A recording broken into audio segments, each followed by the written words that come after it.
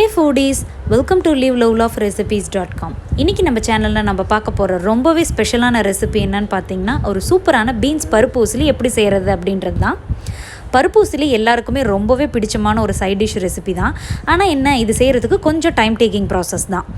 இன்றைக்கி நான் இந்த வீடியோவில் என்னென்ன கவர் பண்ண போகிறேன் அப்படின்னு பார்த்தீங்கன்னா இது எப்படி செய்யலாம் அப்படின்றதையும், இந்த ஒரு பருப்பு உசிலி வச்சுட்டு நீங்கள் இதில் பீன்ஸ் நான் எனக்கு ஆட் பண்ணியிருக்கேன். நீங்கள் கொத்தவரங்காய் ஆட் பண்ணிக்கலாம், இல்லைனா அவரைக்காய் ஆட் பண்ணிக்கலாம், இல்லைனா நீங்கள் கேபேஜ் கூட ஆட் பண்ணிக்கலாம். ஸோ உங்களோட விருப்பம் தான். உங்களுக்கு தேவைப்பட்ட வெஜிடபிளை ஜஸ்ட் ஃப்ளாஷ் குக் பண்ணி ஆட் பண்ணிக்கிட்டீங்க அப்படின்னா பருப்பு உசிலி ரெடி ஆகிடும். அதே மாதிரியே இது எப்படி ஸ்டோர் பண்ணி ப்ரிசர்வ் பண்ணி வீக் டேஸ்லேயும் ஈஸியாக செய்யலான்றதை இன்றைக்கி பார்க்கலாம் வாங்க. ஸோ ஃபர்ஸ்ட் இதுக்கு நம்ம என்ன பண்ண போகிறோம் அப்படின்னு பார்த்தீங்கன்னா பீன்ஸை நல்லா அதோட ஃபைபர்ஸ் எல்லாம் ரிமூவ் பண்ணிவிட்டு நல்லா கழுவிட்டு இந்த மாதிரி சாப் பண்ணிவிட்டு நம்ம அதை குக்கரில் ஆட் பண்ணிக்க போகிறோம். பீன்ஸ் மூழ்கிற அளவுக்கு மட்டும் தண்ணி ஆட் பண்ணிவிட்டு கொஞ்சமாக மஞ்சள் தூள், உப்பு இது ரெண்டுத்தையும் ஆட் பண்ணி இதை ஜஸ்ட் ஒரு 2 விசில்ஸுக்கு ஃப்ளாஷ் குக் பண்ணி எடுத்துக்க போகிறோம். விச் மீன்ஸ் 2 விசில்ஸ் வந்ததுக்கு அப்புறமா உடனே நம்ம விசிலை மேலே தூக்கி ஃபுல் ப்ரெஷரையும் ரிலீஸ் பண்ணிட போகிறோம். விசில் அப்படியே இருந்தது அப்படின்னா நம்மளோட பீன்ஸ் ரொம்ப ஓவராக குக் ஆகிடும், அதுக்கப்புறம் குழஞ்ச மாதிரி ஆகிடும். அதனால் இந்த ப்ராசஸை நம்ம பீன்ஸ் எடுத்து ரெடி பண்ணி வச்சுக்கிறோம். மீன்வைலில் நான் ஒரு பவுலில் 1.5 hour முன்னாடியே துவரம்பருப்பை ஊற வச்சுருக்கேன். ஸோ துவரம்பருப்போட கன்சிஸ்டன்சி ஊறினதுக்கப்புறம் எப்படி இருக்கணும்னு பார்த்தீங்கன்னா இந்த மாதிரி ஒரு துவரம்பருப்பு எடுத்து இந்த மாதிரி கையில் நசுக்கி பார்த்தீங்க அப்படின்னா அழகாக உடஞ்சி வரணும். இதுதான் ப்ராப்பரான கன்சிஸ்டன்சி.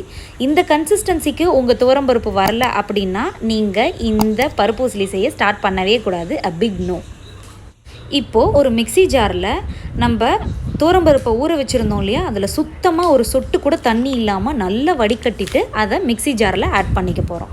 கூடவே இதில் மஞ்சள் தூள், இந்த பருப்பு உசிலிக்கு தேவையான அளவுக்கு மட்டும் சால்ட்டு, காரத்துக்கு உங்களுக்கு எவ்வளோ மிளகாய் வேணுமோ அதை ஆட் பண்ணிக்கலாம். நான் இன்றைக்கி ஒரு 3 வரமிளகாய் ஆட் பண்ணியிருக்கேன்.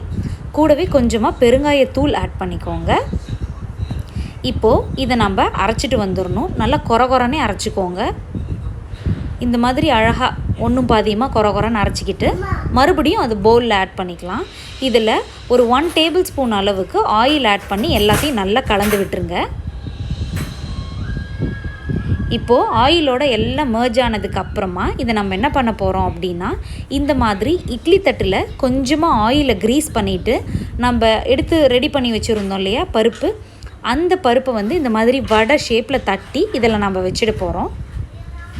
இது ஃபர்ஸ்ட் இது பிரிஞ்சு வர மாதிரி இருக்கும். ஆனால் இது நல்லா பாயில் ஆனதுக்கப்புறம் பார்த்திங்கன்னா நம்மளுக்கு வடை மாதிரியே கிடச்சிரும். இப்போது இந்த மாதிரி ஒரு இட்லி பானையில் தண்ணி சூட பண்ணி வைங்க. ஸோ தண்ணி இந்த மாதிரி நல்லா பாயில் ஆனதுக்கப்புறமா இதை உள்ளார வச்சு ஒரு 7 to 8 minutes இதை வச்சு எடுத்திங்கன்னா நம்மளுக்கு சூப்பராக ரெடி ஆகிடும். ஸோ 8 minutesக்கு அப்புறம் இந்த மாதிரி கொஞ்சம் லைட்டாக கலர் ஒரு ஷேடு டார்க்காக தெரியும். அப்போது அதை எடுத்துகிட்டு இந்த மாதிரி மறுபடியும் நம்ம மிக்சியில் போட்டு நல்லா பல்ஸ் மோடில் கொடுத்து ஒரு 3 to 4 பல்ஸ் மோடில் கொடுத்தீங்க அப்படின்னா அழகாக அரைஞ்சு இது இந்த அளவுக்கு சூப்பராக பொடியாக வந்துடும் நம்மளுக்கு. ஸோ இதுதான் நம்மளுக்கு சூப்பரான ப்ராப்பர் கன்சிஸ்டன்சி. இப்போ நம்ம உசிலி செய்ய ஆரம்பிக்கலாம். இப்போ பார்த்திங்கன்னா ஒரு சாஸ்பேனில் 3 டேபிள் ஸ்பூன்ஸ் அளவுக்கு ஆயில் ஹீட் பண்ணிக்கிட்டேன். கூடவே கொஞ்சமாக கடுகு உளுந்தம்பருப்பு ஆட் பண்ணி நல்லா பொரிய விட்டாச்சு. உளுந்து கொஞ்சம் கலர் சேஞ்ச் ஆகி வர வரைக்கும் வெயிட் பண்ணிவிட்டு காரத்துக்கு ஒரு காஷ்மீரி ரெட் சில்லியும் ஆட் பண்ணிக்கிட்டேன். கூடவே கொஞ்சம் கருவேப்பிலை ஆட் பண்ணிவிட்டு எல்லாத்தையும் நல்லா கலந்து விட்டுற வேண்டியது தான். இப்போ நம்ம ஃப்ளாஷ் குக் பண்ணி எடுத்து வச்சுருந்தோம் இல்லையா அந்த பீன்ஸ், அதை ஆட் பண்ணிக்கிறோம். இந்த இடத்துல நீங்கள் அவரைக்காய், கொத்தவரங்காய் எதை வேணாலும் ஆட் பண்ணிக்கலாம். இன்கேஸ் நீங்கள் கேபேஜ் ஆட் பண்ணுற மாதிரி இருந்தால் கேபேஜிலேருந்து வாட்டரை நல்லா ஸ்க்வீஸ் அவுட் பண்ணிவிட்டு ஆட் பண்ணிக்கோங்க.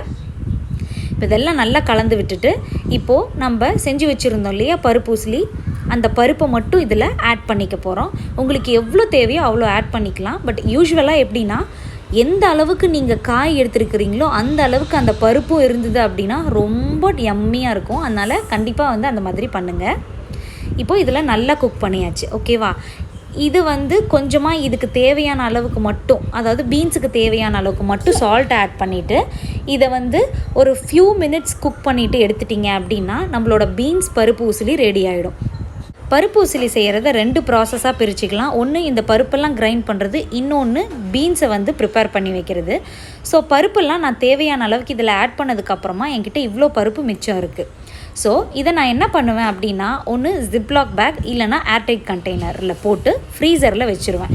இதை 1 மாதம் வரைக்கும் கூட நம்ம பயன்படுத்திக்கலாம். எப்போல்லாம் தேவையோ அப்போல்லாம் எடுத்து உங்களுக்கு எவ்வளோ வேணுமோ அவ்வளோ தரத்தை வெளியில் எடுத்து நீங்கள் யூஸ் பண்ணிவிட்டு மிச்சத்தை மறுபடியும் வந்து ஃப்ரீசர்லேயே நீங்கள் ஸ்டோர் பண்ணி வச்சுக்கிட்டீங்க அப்படின்னா ஒரு 1 மந்த் வரைக்குமே கூட கெடாமையே இருக்கும். ஸோ வீக் டேஸில் கூட நீங்கள் ஈஸியாக யூஸ் பண்ணிக்கலாம். ஸோ இதை வந்து ஞாபகம் வச்சுட்டு நீங்கள் அழகாக ப்ரிசர்வ் பண்ணி வச்சுக்கோங்க. உங்களுக்கு எப்போல்லாம் தேவையோ அப்போல்லாம் நீங்கள் வந்து ஒன்று பீன்ஸை வச்சு செஞ்சுக்கலாம், இல்லை அவரைக்காய், இல்லை கொத்தவரங்காய், இல்லைனா கேபேஜ், எதை வேணாலும் வச்சு அழகாக நீங்கள் பருப்பு உசிலி செஞ்சு சாப்பிட்டுக்கலாம். இன்கேஸ் உங்களுக்கு என்னோடது மாதிரி பருப்பு வந்து ஃபைனலாக இருக்கிறது கம்மியாக தான் இருக்குது ஃப்ரீஸ் பண்ணுறதுக்கு அப்படின்னா அப்பையும் யோசிக்காதீங்க, அழகாக அதை ஃப்ரீஸ் பண்ணிக்கோங்க.